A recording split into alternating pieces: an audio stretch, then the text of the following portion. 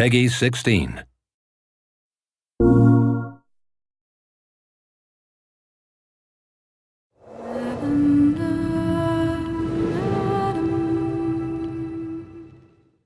Quantic Dream has always been about creating interactive experiences that have emotion at their core.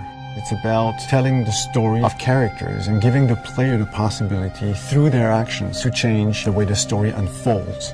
When I write my script, I have an idea of how I want the story to be played. So we try to render David's idea into a game and see with him if it matches what he had in mind. In case it doesn't, we go back to the writing stage and keep working until the result perfectly matches David's vision. What we try to do in Beyond is really an intuitive and immersive experience. So we created a very discreet user interface with only white dots on screen and very simple controls. We wanted to revisit the action system and go for something that would be more invisible and more intuitive to the player. We didn't want the interface to be a barrier. We wanted the player to focus on what he's doing on screen and not on how to do it. Ideally, the player will forget that he has a controller in his hand and will just jump into the screen. One of the major revolutions in Beyond is the way Jodie Holmes moves. Depending on the context, depending on your emotional state, you see the character of Jodie moving differently, walking differently, looking around differently. And most importantly, to give the player the feeling he's really in control of the character, he can do almost anything he wants to do.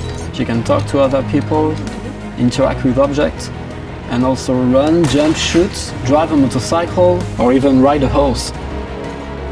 What was really challenging also is that the story goes on for 15 years of Jodie's life. When Jodie's a kid, for instance, you can do different things than when she is a teenager or an adult. Giving this much animation to a character, it's really new. It has never been done to that extent, and it really makes the character come alive like never before.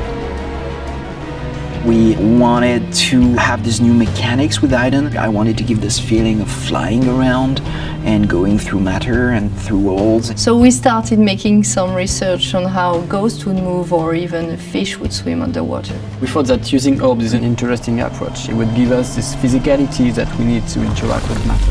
It became really something natural to assign them to the two analog sticks and have to play with them, to focus them, or on the opposite, to split them apart. During the process of this production, we made what we call user tests. You just watch people playing and you see where they succeed, where they fail.